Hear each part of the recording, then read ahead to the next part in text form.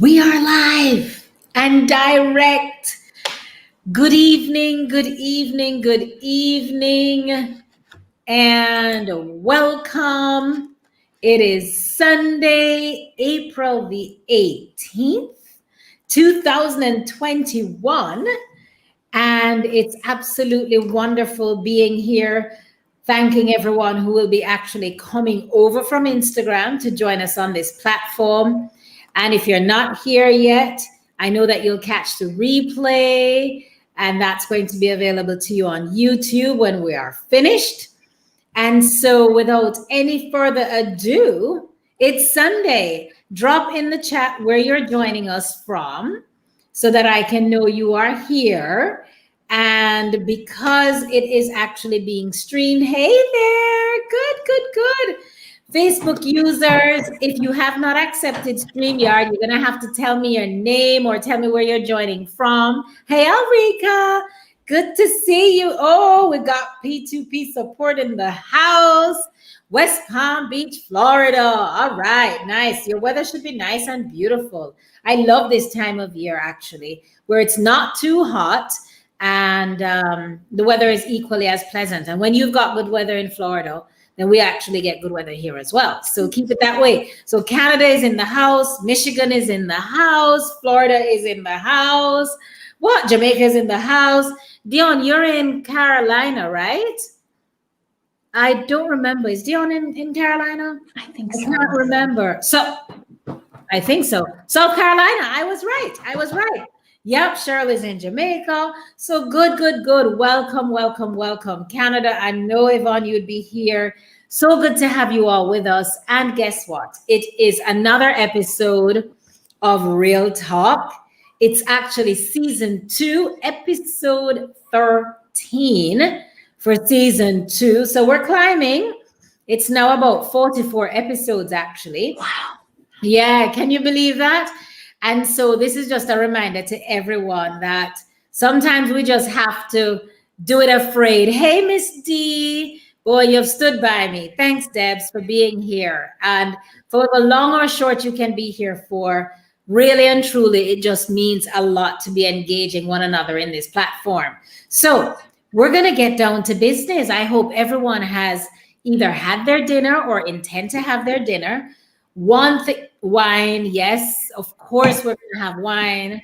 I did have a little bit with my dinner earlier, and I have to have again. What's your preference for wine, everybody? Tell us in the chat. What kind of wine do you enjoy drinking? I would say all, but I don't think that's appropriate, right? So for those of you who are joining for the first time, welcome to Real Talk. Real Talk, I am your host, Marsha-Ann, and I really believe that Real Talk is a space where we can all gather together. And the mission of gathering together is ensuring that we engage one another, empower one another, and really ensure that we're educating ourselves to ensure that we're living a life that's built on purpose, powered by passion and prosperity. And because of that, these episodes are really meant to help all of us to grow in one way or another. So to my red wine drinkers, white wine drinkers, Moscato drinkers, sweet Malbec, yes, Cheryl. Ooh, love that. Alrika says she's gonna refill her wine. This is not right. But really, I believe it's so important that we all remember that no man is an island, right? The last 24 hours, I have had to remind myself that life is so precious. It's really so precious. And unless we choose to align ourselves with one, really asking God each day to guide us, never taking a day for granted, but then also making the best of the 24 hours that we're afforded. And a big part of that is investing in ourselves. If in 1 hour we can take the time out to learn something that we didn't know yesterday, then kudos to us. And then when we have learned it, we need to then share it with somebody else or invite people into the space that we want to learn. So today, without any further ado, who are we talking to? This evening, our guest comes to you as a dear friend of mine. Actually, we have grown and blossomed and have shared such a beautiful connection. It reminds us that geography does not separate us. If your hearts are connected, if your mind is connected, we really can have the richest friendships imaginable. And for those of us who have always said, oh, as we get older, we don't want any new friends, we can't make any new connections. I was one of those. I was one of those that just limited myself. My very best friend of 150 years from North, that is Art. She's on here now, right? But really, I have maintained that I had maintained that my circle is always as small as my fist. However, I've been able to dispel how much richer our lives can be when we open up our hearts and open up our minds and embrace that we are all connected. And a lot of us have such similar values. Like I could go off of the persons that are on here and really celebrate how God brought us all together, which is why you're on here now. Wait a minute. When did Lorna slip into the room? Where is she? I just saw her name. I could have sworn I just saw Lorna's name. I did. There she is. Hello, Lorna. She's joining us from Canada. So let's hear from this amazing lady who has to pronounce her last name for us because I refuse to massacre it. And I always battle with calling her first name because I say it like how we say it in Jamaica. I don't remember how she says it. But Evelyn, would you say right? Evelyn LeVasseur. LeVasseur. Right? Very well. So Evelyn is actually the owner of Evelyn LeVasseur Fitness, a company that focuses on helping busy, overwhelmed moms reach their body goals without dieting and deprivation. Can we just say that part again? Without dieting and deprivation. After almost 19 years of dieting on and off, Evelyn realized the focusing on food and exercise was just a band-aid to the real issue that was bringing on the weight gain. She teaches her clients to eat in a way that keeps their bodies healthy and feeling satisfied. No more restrictions. She wants every woman to know that she can change her body and love it at the very same time. Most importantly, Evelyn knows that if we want our children to grow up to be strong, self-loving, confident children, that we have to be willing to ensure that we're demonstrating this life for them too. We're focusing our conversations around the idea of leaving legacies of health for our children and generations that follow. Evelyn is a certified group and personal trainer, a hormonal fat loss coach, I need help, and has specialization in behavior change. She also has a BA in psychology and a master's in education. So without any further ado, help me welcome on stage, a resounding applause, center stage, Evelyn LeVasseur. Tell them where you're joining us from. You say it's so much prettier than I do. I'm in Connecticut. The running joke in our family is that my husband is half Cape Verdean and half French. So that's where he gets LeVasseur from. It should be LeVasseur. But I'm Puerto Rican. And I always told him he looked more Puerto Rican than I looked French. And he should have taken my maiden name, which was Hernandez. And I lost that fight. So here I am. Clearly. Well, your last name stands out, and that's what matters. That's the truth. So, I'm so glad that you've taken the time out to be with us this evening. I think all of us together, especially now where our lifestyle in the past year, a lot of us have gone back to our rhythm of going out and working out of the home each day. But I would say that in the last year, a lot of us were homebound and a lot of our disciplines and practices changed and were modified to being at home more, being a little bit more sedentary, and the importance of knowing how we can catch ourselves back with discipline and determination and a drive to do. We want to hear from you because it's time to get rid of the extra inches. Talk to us. So I would say that, being stagnant this last year is definitely a factor in it all. But I think that to put things into perspective a little bit, like we are living through something that we never could have expected. And the loss of life has been tremendous. So when we look at our priorities, you know, our body weight falls a little lower on that list. However, trying a diet is not going to get you where you want to be. So the thing is, simple math, we say it's easy, simple math, you have to take in less calories than you're putting out. That's why if you ever see a doctor or if you ever see a dietitian, they're always going to say you have to eat less and exercise more. But those positions are so short-sighted because you have emotional factors, you have family factors, you have environmental factors, and you have your busy life, your sleep, your stress levels. All of those things impact your weight. So 100% of the time, I'm going to tell you, it doesn't matter how many certifications I have. I don't know your body better than you do. So what I train my clients to do is to reconnect with their intuition, trust their gut, and listen to what their body's telling them. Because I can give you a million rules and your body still trumps my knowledge. Interesting. So what do we do then? So the very first thing that I would say is to make a list of all the rules you think have, been guiding your thoughts. I know a lot of people come in with so much information that they don't know what to prioritize or what's actually effective. You know, you hear, these are just examples. You should only drink your coffee black. You have to drink a gallon of water a day. You should not drink wine. Cut out all the carbs.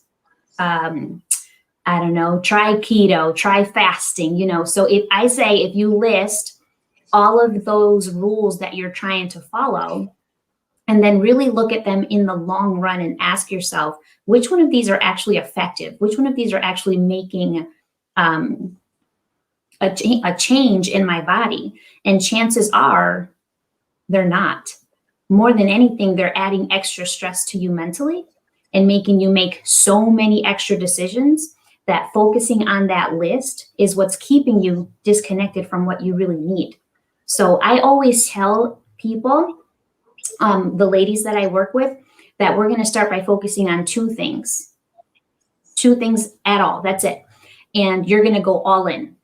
And those two things have to be simple. Like, I'm going to drink, half my body weight in water. And then I'm going to make sure that I have protein with my meals. Not a certain amount of grams of protein. I'm just going to have protein. So every time I sit down, is there protein on my plate? Great. Move on. No other thought process. So the thing is, our prefrontal cortex is responsible for our decision-making process. And that is big decisions or even the small decisions, like I talk with my hands, right? So my brain has to actually process these hands moving. It doesn't differentiate between this thought or what am I going to eat. Now, I'm sure that a lot of you, like I do, by like 3 or 4 p.m., start to feel that dip in energy. You start to, I don't even want to think about what I have to make for dinner. I don't want to deal with that. And that is because your brain has now reached decision fatigue. It's been making decisions so much throughout the day that it's reached a point that it doesn't want to do that anymore. So instead of following a million diet rules, you alleviate some of that fatigue by focusing on your two things at all. So I'm going to focus on water and protein, and I'm not going to think about anything else. And that's where you start. That's a good starting point. Not cutting things out, not trying to deprive yourself, not trying to make yourself follow a specific meal plan. Because the truth of the matter is, I know I've said this to myself a million times before. If only I had the discipline, I would do better. If only I had self-control, I would do better.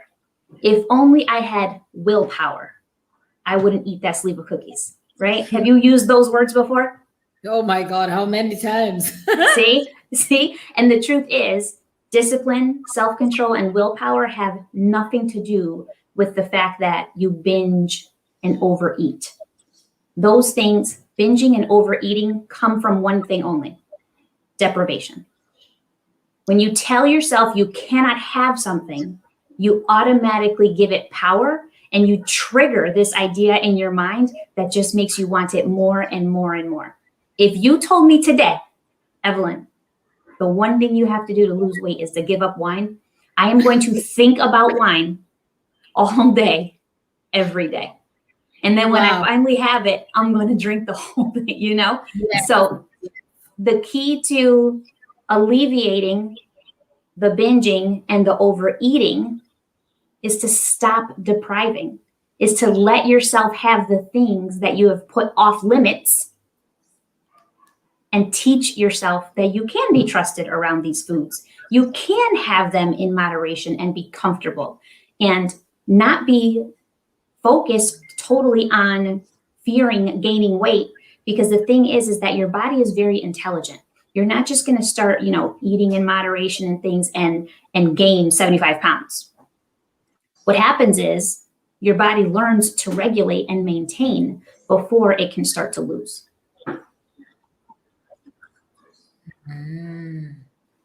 My goodness. So a lot of this is mental conditioning. Yes. Yeah, I feel like we have it in our heads that in order to lose weight, it has to be hard. Like if people tell themselves, I'm going to start over on Monday, they're preparing themselves for misery. I'm going to take all the things away that I love. Everything that I love, I'm getting rid of it. This is going to be hard, but it's going to be worth it, right?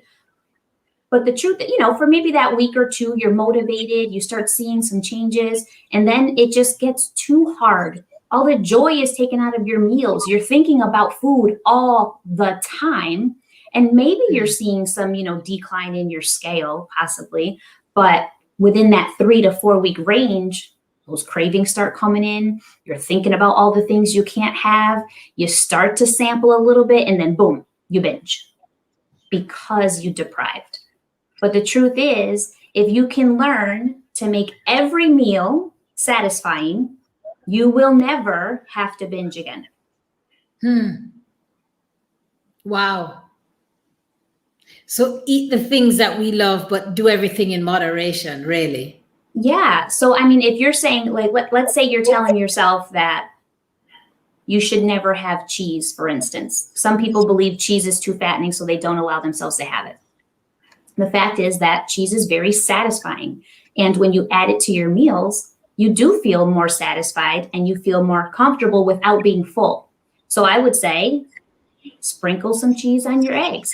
Sprinkle some cheese on your salads. So you're still getting a ton of veggies. You can get your protein on there, and you add the thing that you really enjoy. And now your meal is satisfying and you don't feel like you can't have this. Right. And then what about the exercise portion to support that? So the exercise portion is going to be different for everybody. That's another thing. I feel like we tell ourselves, if I'm going to lose weight, I got to go hard.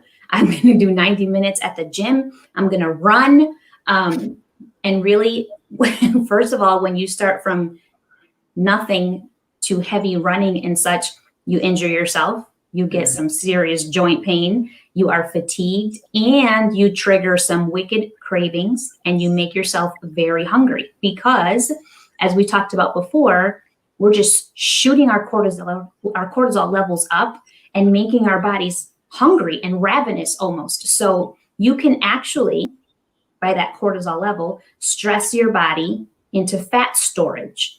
So I tell every single person, if you are somebody who exercises already, great. You can come up with a plan that includes some interval workouts that are weight-based and do some weightlifting, because you're going to see a huge change in your physique. If you don't exercise at all, start by walking. Just walking, leisure walking as often as you can. I say up to an hour a day. I prefer 45 minutes to an hour a day for myself. I feel like it's a huge benefit to my stress levels. It's my alone time. Hello. And I get to relax. But I also enjoy lifting weights. So the truth is, if you want to lose weight, you can eat the things that you like in a way that keeps you satisfied, and you just have to move your body. You don't have to take a 90-minute cardio class.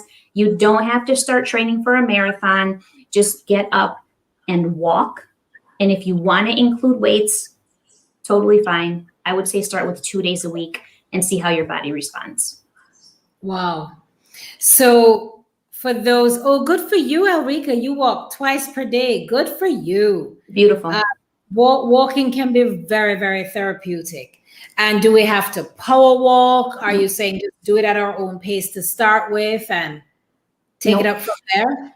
So when we're looking at it from the lens of your cortisol level in and of itself, when you start a leisure walk, you drop that cortisol level and you relax your entire system so you can burn fat by leisure walking.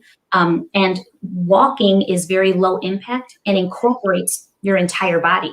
So you can lean out completely by leisure walking for, 45 minutes to 60 minutes a day. Wow. You talk about cortisol all the time. I do. And I feel like all of us need to just understand and appreciate the power of cortisol and really get a full understanding from you. So tell us a little bit more. So cortisol is a release that comes from our adrenal glands. And it's a hormone release. It gets a bad name, the fat storing hormone, because it can be fat storing.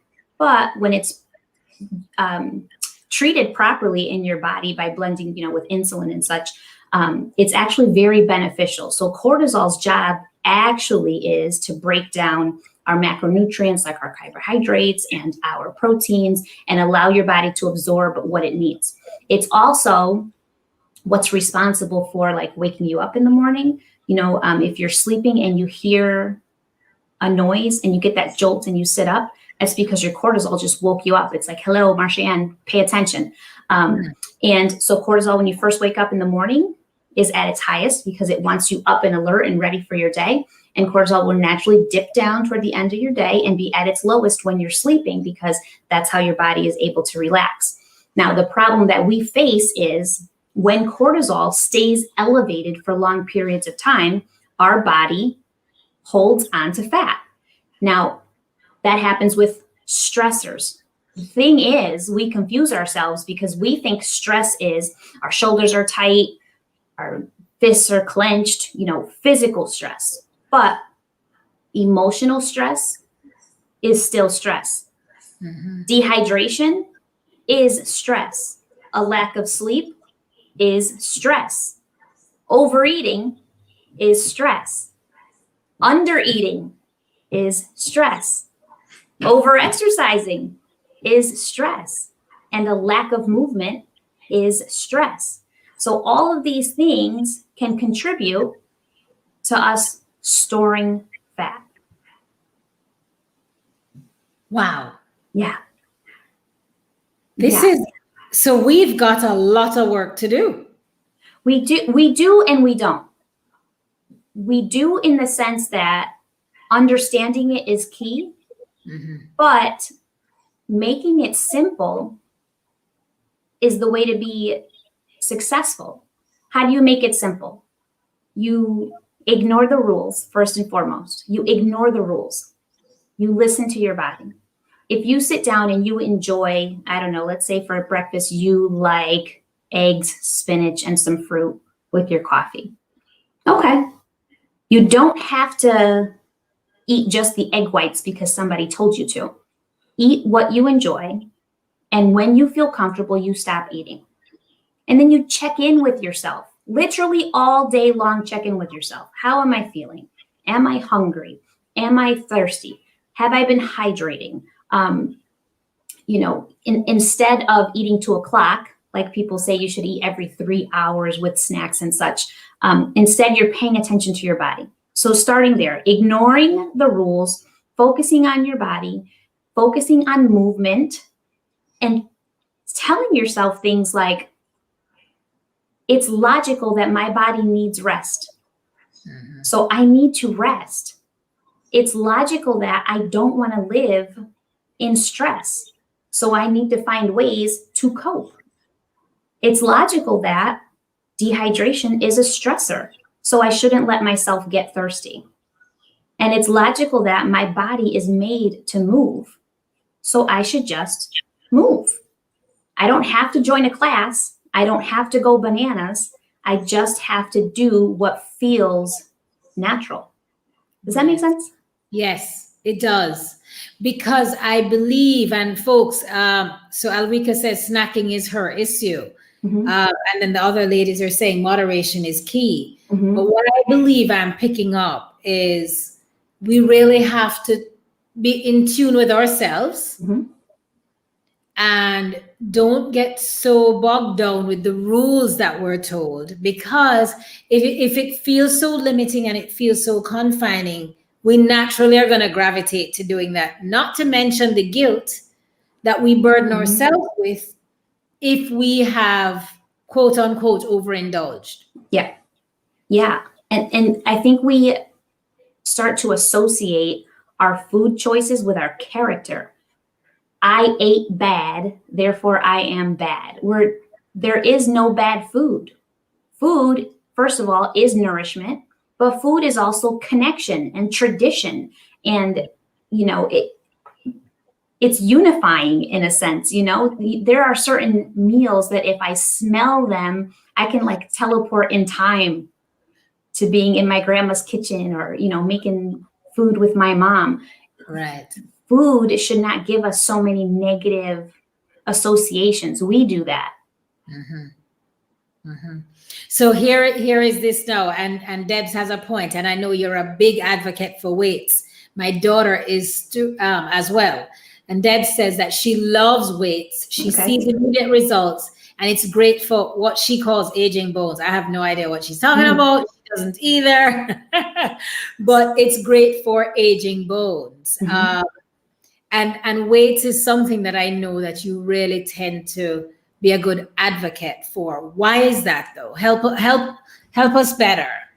So, if you're looking at it strictly from a physique perspective, adding muscle to your body allows you to burn fat up to 72 hours post-workout. That's the first thing. And then the more muscle you have on your body, the more it can metabolize your food differently. So you actually can stay leaner a little bit easier because of that muscle. And yeah, the truth is that when you lift weights, it helps with your bone density and helps you protect your bones as you age. So a lot of programs, especially for people who have some issues with their bones, they recommend starting with light weightlifting to start improving the density of your bones. So I do recommend the weights depending on your goal. If you're not looking to have a stage ready body, then, we're going to start with walking. But if you're looking to make some changes and you're looking to get strong and you're looking to change the appearance of your physique, then I'm always going to be a huge advocate for weights. And there's also the mental challenge that comes with weightlifting. You feel powerful, you feel confident, you get a little competitive. Okay, I get a little competitive. It just feels good to be able to get this challenge going and see yourself grow and grow and grow. And it's not the way a lot of people think women shouldn't lift weights. They're going to bulk up.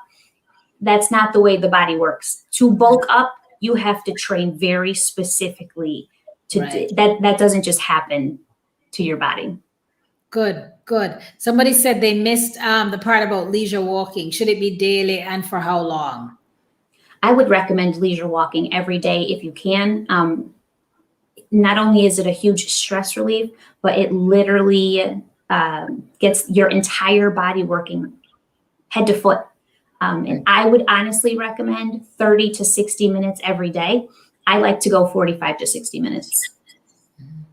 And if somebody can't do that outdoors, they can do that on the treadmill. Wherever they get the walking in, let's get Yeah. And even, let's say if you want a starting point, I mean, you even can get up and walk around your kitchen, living room, dining room every 20 to 30 minutes, maybe a lap or two, just to get your body used to being up and moving. And you'll start to notice that, first of all, your body likes to move. You're going to feel less stiffness when you're sitting, especially a lot of us who are working from home and sitting in front of our computers for more hours a day. Just that movement a little bit is going to alleviate your joints. And you'll start to notice that you're going to start sleeping better too. Your sleep will be more sound because you got that relaxation in throughout the day. You set yourself up to have a deeper sleep at night. And it even impacts then the way that you're drinking more water and the food that you're choosing. Got it. So I want to talk about the midsection. Tell me. Well, I mean, invariably, a lot of us as women, we tend to get a little bit more handles around the midsection. Is this hormonal? Is this dietary? Help us to understand this a little bit more, and then help us to really target that in our efforts. I might just be asking for myself, unless somebody else wants to put their hand up and here going, okay, I want to know too. We're going to say it's for Marsha-Ann. Marsha-Ann, yes. I know you're asking for a friend. You're asking for a friend. Yes. So unfortunately for women, cortisol impacts our midsection first and foremost. So for the midsection, you're definitely going to, leisure walking is going to be your best friend. Your best friend. Weightlifting is also very beneficial, believe it or not. We tend to think we want to target our abdominal area, so we're going to do a bunch of sit-ups. It's not the way. Your body doesn't burn fat in one area over the other. It burns overall. So yes, you can strengthen muscles, but you're not going to target one muscle area in fat burning. So leisure walking is your friend. And then focusing on how many heavy starches you're having. So if you are a bread lover, then maybe you have that just once a day instead of 2 or 3 times a day. And I would say definitely increasing your lean protein, your veggies, and your healthy fats. So increasing those and get those leisure walks in, and you'll see the waistline start to really shrink. Guys, I say let's start. Why don't we put a challenge up for ourselves? Yes. The weather is perfect. I'm serious. I mean, all of us on here who want to be a little bit more. This Facebook user says, I'm a donut lover. Well, moderation. I'm going to tell you what she's going to say, right?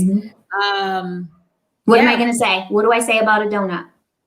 So you're going to say, yes, you can have your donut, but make sure, like everything else, we must do it in moderation. So be in tune with what we're having. Do not overconsume on anything and apply moderation, because if the donut is what you want to have and what you love, instead of depriving yourself from it, have it.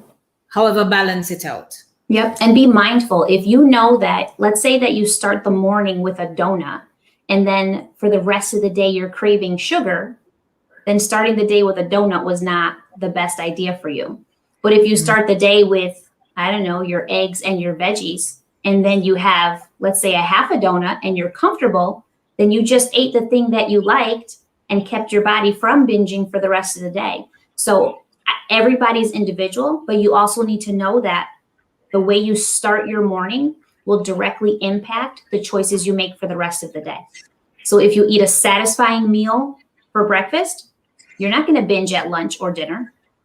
But if you deprive yourself in the morning, you're going to want to binge. If you overeat in the morning, you're going to feel uncomfortable for your other meals. So your first meal dictates a lot of how your choices go for the rest of the day. If you want a donut, give it to yourself with your breakfast and then eat it mindfully. Don't just scarf it down because you're like, I have to have this donut. I want it right now. Eat it. Enjoy it. Pay attention to the flavors. See if you even are enjoying it. 9 times out of 10, you're not even going to make it through that donut without saying, I'm good. I had enough. If you're being mindful. I'm losing you. Uh-oh. I want to talk about that.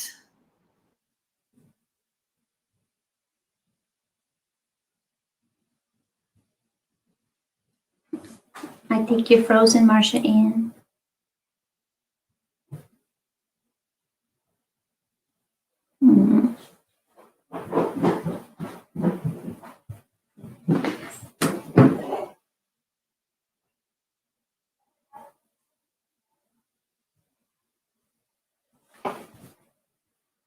Oh no.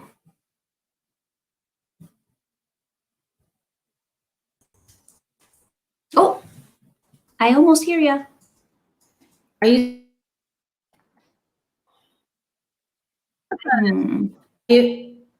You're back.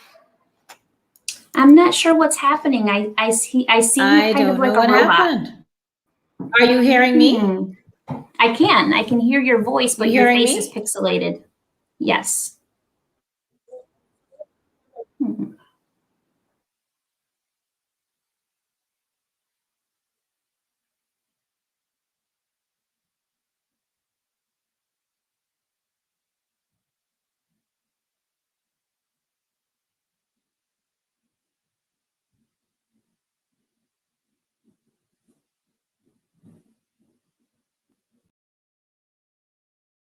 No. Oh, no, I've lost you.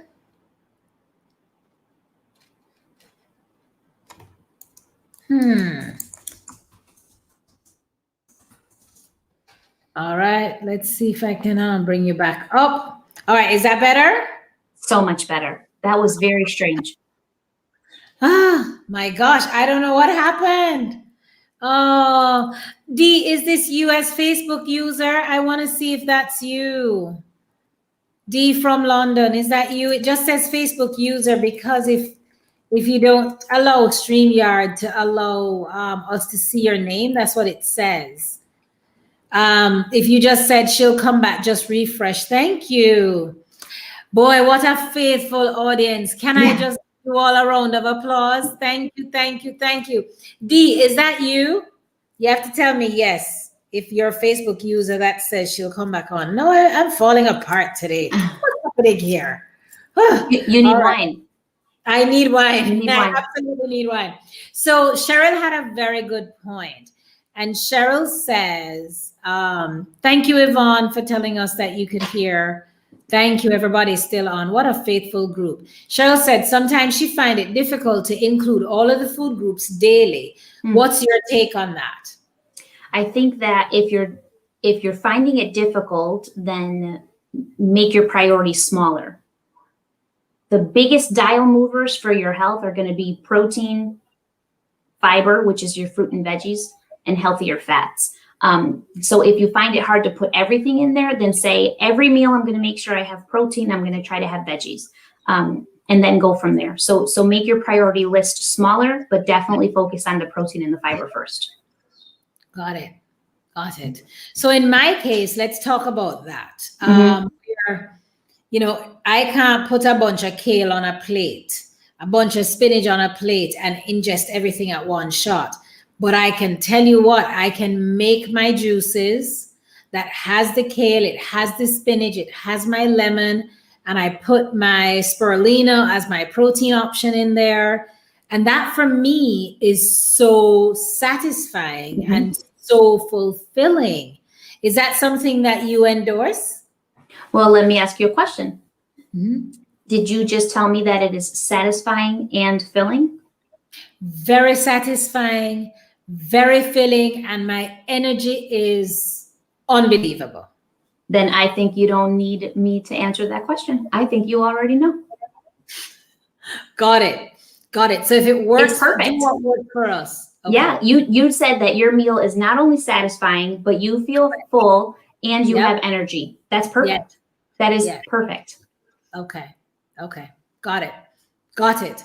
And then I think what I would want us to better understand then is what are some of the foods, this cortisol thing. I'm blown away by the power of cortisol and how we underestimate, all of us on here underestimate the impact of stress on us. Yeah. The stress, I mean, when you think about stress, it impacts every aspect of who we are, physically, mentally, spiritually. And it starts to take over our thought process. It starts to take over our clarity in our work. It's affecting our sleep. It's affecting how we interact with the people that we care about. It's affecting how we do our jobs. You know, I feel like stress in and of itself has to be a priority for all of us to manage. And when we can start managing stress, everything else seems to not feel so, like an emergency. Mm-hmm. Give us some of your tips for that then. So leisure walking is huge for me. Definitely scheduling in, because my family is home 24 hours a day. I definitely schedule in some alone time. Journaling is huge for me.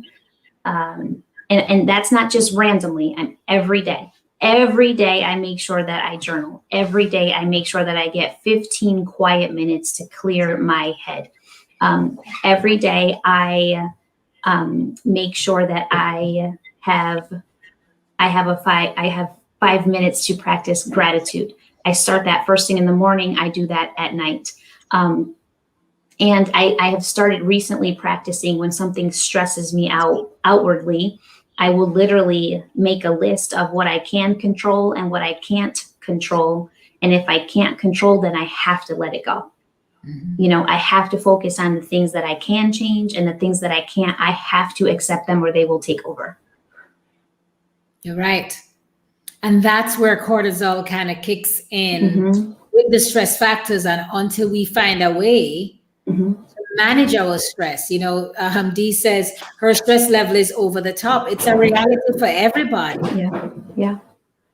And I think that we're in a pandemic. This is a stressful time for everybody, but you also have to tell yourself, I don't have to feel this all the time. I do have a choice. I have a choice in my reaction. I have a choice in how I step back. I can call someone. I can reach out. I can listen to a podcast. I can do something that brings my brain a sense of relaxation, because that's what you need. Sometimes it's a matter of sitting down and drinking a cup of tea on the porch. You know, anything that brings your body a sense of calm is alleviating the stress and reducing the cortisol at the same time. So even though we are in a very difficult situation, we are not void of choice. We have choice. Every moment in our day, we make a choice. Very important for all of us to be mindful of that. The water intake, which is the part that for some reason, I will start and I'll do well. Then I dip. Some of my folks on here are such great water users and water drinkers. For some reason, and I can feel when I've gotten parched, but that's because I've gone through the day and I have not consciously included water. Do you not enjoy water? Do you get distracted? What is holding you back? Because I do not enjoy water by itself. Okay. So I would say that you have to find a way to make your water palatable. Maybe adding fruit, citrus fruits. I like to sometimes freeze fruit and then throw them in my water and sip on that. Sparkling water is also a great alternative. And then remember, you get a lot of water also from your fruit and your vegetables. So I think we get caught up in the amount of water that we need, but really your job has to just be to not let yourself get thirsty. If you feel yourself getting thirsty, that was your body's signal that you're already dehydrated. Right. So be preemptive. I'd say even set an alarm. Initially, set an alarm just to get yourself used to checking in every 2 hours. Have I had anything to drink? Oh, let me take a few sips and move on. It shouldn't be a stressor, but just something that is going to benefit you overall. Right. You know, so I've gotten the tips on here, and I have been the type to add a little bit of lemon, add a little bit of ginger to my water, and I do enjoy drinking it like that. I just need to be methodical about it. I bought every water bottle in every shape, size, the ones with the measurements, the one without the measurements. But it's time for me to take action on this. So Lorna says, what are your views on fasting, daily intermittent fasting? What are your views on that? Okay. So it depends on your reasoning, first of all. Some people fast because of food sensitivities, and that timing can actually benefit their bodies. Anytime that you are trying a program like fasting in the name of losing weight, the fact is that you are on a diet. So if fasting makes you feel deprived, and during that time that you are in the fasted state, if you find yourself having cravings, if you find yourself feeling almost lethargic, if you find yourself low in energy, then you might benefit initially, but you will binge. You will put whatever you lose back on, because at the end of the day, it's still deprivation with a pretty name. Intermittent fasting is a diet that puts you in a strict caloric deficit, deprives your body of the things that you want, and will essentially lead to regained weight. So some people benefit from intermittent fasting because in the time that they're fasting, they don't feel hungry, they don't feel tired, they don't have cravings, they're just totally fine without the food. If that's the case, then go for it, because that's what you want to do. But if you're going to do it and feel like, oh my gosh, I can't eat for another 12 hours, it's not the right move for you. Got it. Someone wants to know, is it okay to, she only drinks water with Crystal Light. Is that okay?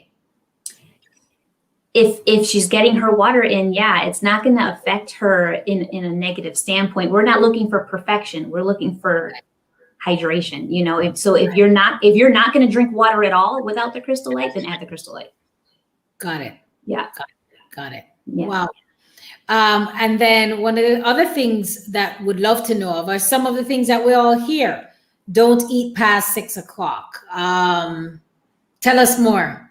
So there's so much, right? There's so many rules out there. So your body processes calories as a whole. They don't process timed calories. Your body doesn't care if you ate 2,000 calories in the morning or 2,000 calories throughout the whole day. It just knows that in 24 hours, you ate 2,000 calories. The timing truly does not matter.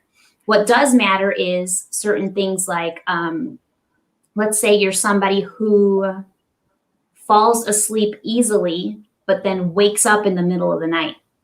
Sometimes that means that your body needs a little more protein, because the protein satisfies longer and can help you sleep longer. Now, if you're somebody who gets in bed and doesn't fall asleep quickly, that can be a sign that you need a little more starch. So at the end of the day, because starch has insulin and that helps dip your cortisol, a little starch at the end of the day can help you fall asleep and stay asleep. So sometimes the foods that you're eating are impacting your sleep, but the timing of it is not really relevant in the long run. Wow. I had no idea about that. Yeah. You know, even we start to think about, like, we're so hard on ourselves. I don't have discipline. I don't have willpower. I don't have this. But the thing is, every time we tried a new program and lost weight and gained weight, what we did was deprive, binge, overeat, gain weight. And then our answer every single time was, I have to deprive again. But really, each time we tried a new program, we impacted our metabolism negatively and we made it a little more sluggish. That's why a lot of women will say, but I did this diet before and it worked and now it's not working. It's just not working this time.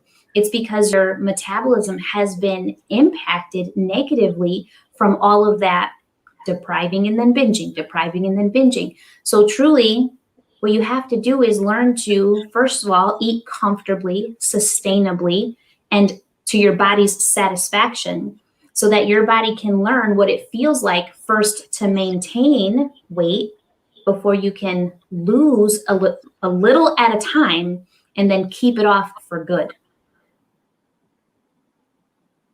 Man, this is a master class. Lorna says this really helps.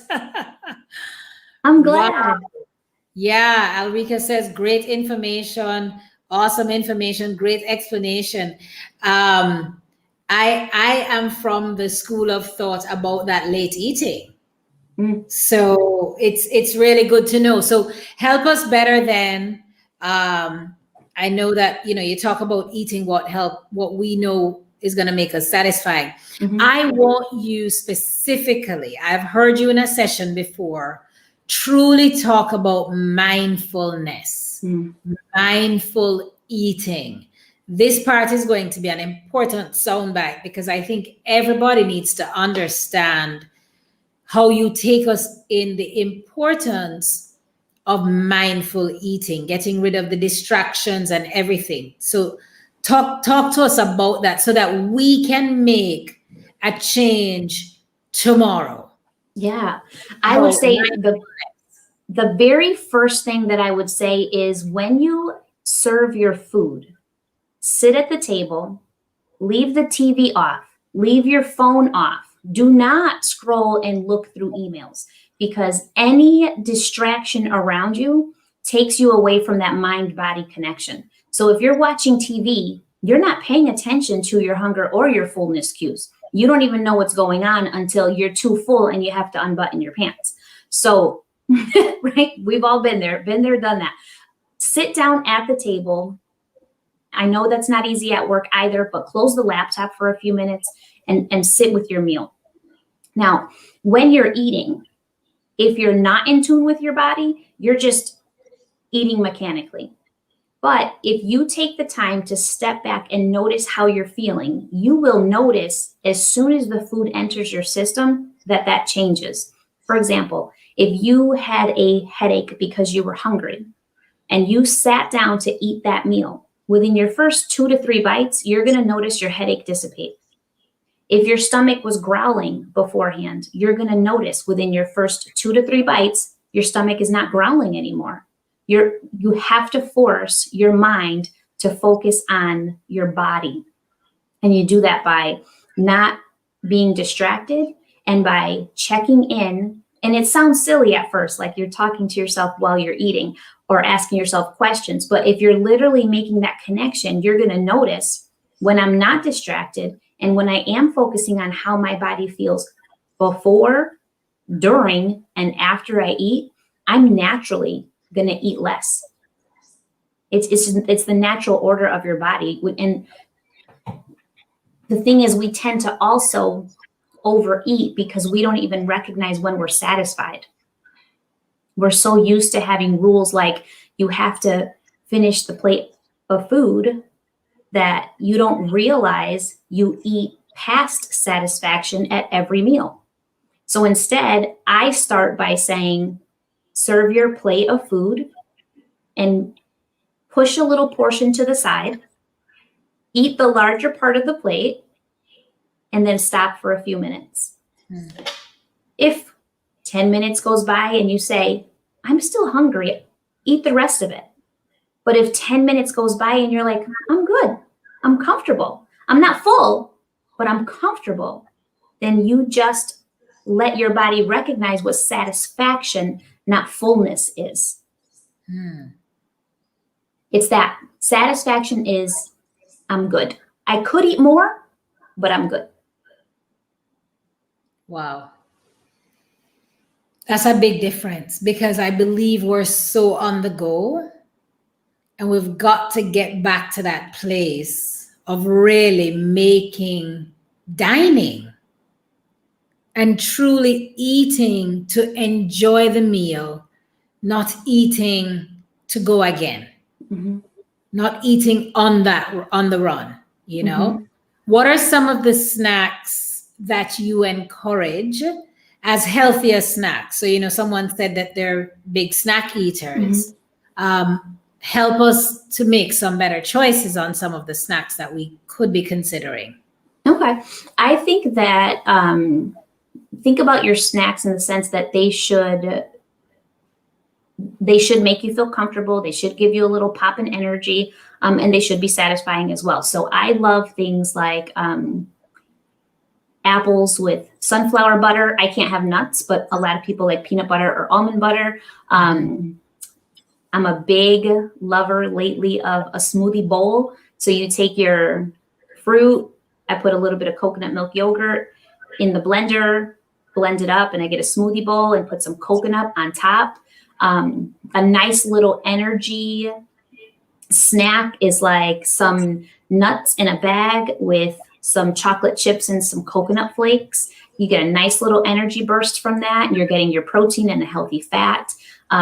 Greek yogurt or coconut yogurt are great. Sprinkle a little granola. I'm a crunch girl. I love crunchy things.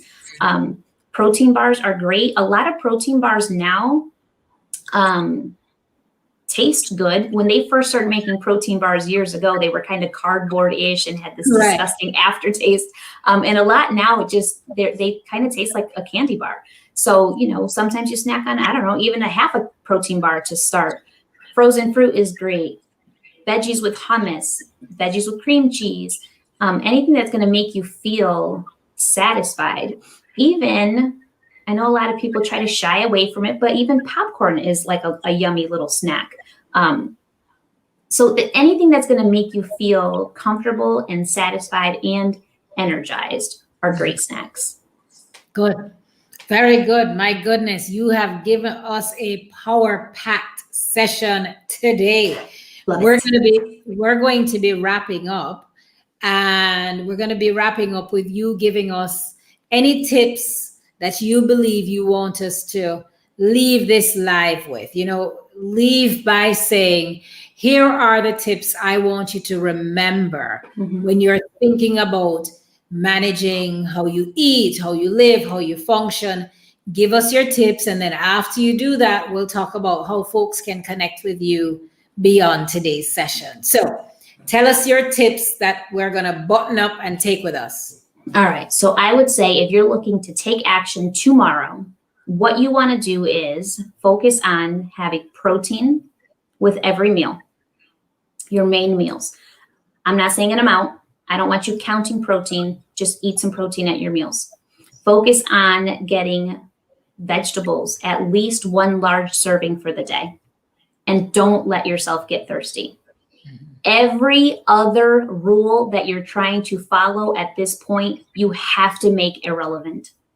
If you can put your energy into making those 3 focus areas consistent, then all of your choices after that are going to be impacted positively.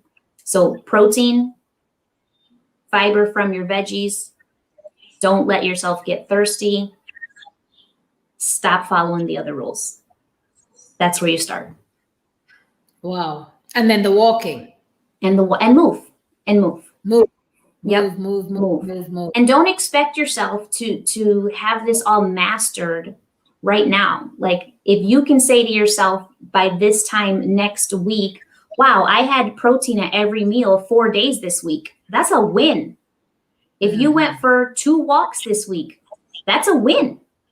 You know, when the more that you can practice these things, the more they'll become common in your day. But you can't get down on yourself because you didn't do good, like people tend to say. We're not looking for perfection. We're looking for change over time. And that's the only way it's going to stay off. Because otherwise it's a crash and burn, and then it's not sustainable. Yeah. And every single time that you do that, you lose and then gain, you set yourself up 10 steps back because now you're impacting your metabolism more negatively and more negatively. But if you can focus on a few areas right now, eating sustainably, eating for comfort, your metabolism is going to be more effective in the long run. and you can maintain and lose. Right. Wow. Well, we've heard from everybody saying great tips, good tips, that this was a very, very informative session. Evelyn, tell us more about how folks can be in touch with you, how they can find you. If you have any master classes that are coming up, how can we, be abreast of that? Talk to us. So I am on Instagram and Facebook at Evelyn LeVasseur Fitness. And you can find me on the web at evelynfit.com. And if you are on Instagram, I'm going to be posting, I'm having a webinar in the next 2 weeks. I just had to reschedule the date, so I don't have the new date. But in the next 2 weeks, I'm going to have a free webinar teaching you how to break up with dieting and how to eat in a way that helps you reach your goals without the deprivation. So it'll be a free class in the next 2 weeks. Sign me up. I'm going to sign myself up for that. I love it. Sure. That's for sure. And I wanted to type in your Instagram handle here, okay, so that everybody has it, okay, and can actually find you right after this. You know me and the spelling of your name, Yeah. So, all right, EVELYN _ yeah. Yep. And LEVASSEUR Perfect. _ fitness. Yes. Look at you. Okay. I believe I got it. All right, everybody. So follow her so that we'll all meet up in class. Whenever you do that master class. And folks are saying thank you so very much for the tips. And I have to give everybody on here a big shout out. I want you to know that the audience grew from Canada to Jamaica to Florida to South Carolina to the United Kingdom. I mean, wow. Did I say Jamaica already? I think St. Lucia is in the house. Listen, I can't thank you all enough for joining, because the fact is it took you effort to come over and join, whether via Facebook or by YouTube. And I do not take that for granted at all. So stay blessed, stay beautiful. Next week's topic, you do not want to miss. Next week, you're going to come and you're going to hear a little bit more about the importance of think big, take action, and keep pushing. So I'll share that information in the upcoming week. Save the date. In the meantime, you go about your business knowing that you are blessed, you are loved. Take today's tips, and let's get together and cheer each other on. It would be so cool if we come back with a win report to you, my dear Evelyn, to say we've added some of these tips to our daily lifestyle and we've begun to see a change. So I know some people on here that I'm going to have them hold me accountable, and I'm holding them accountable. You're going to get messages from me, guys. I love it. Stay blessed, stay beautiful, Evelyn. To love to you and your lovely family, and to my famous, fabulous, faithful Real Talk folks, from my heart to yours, be blessed. Good night, everybody. Good night, everybody.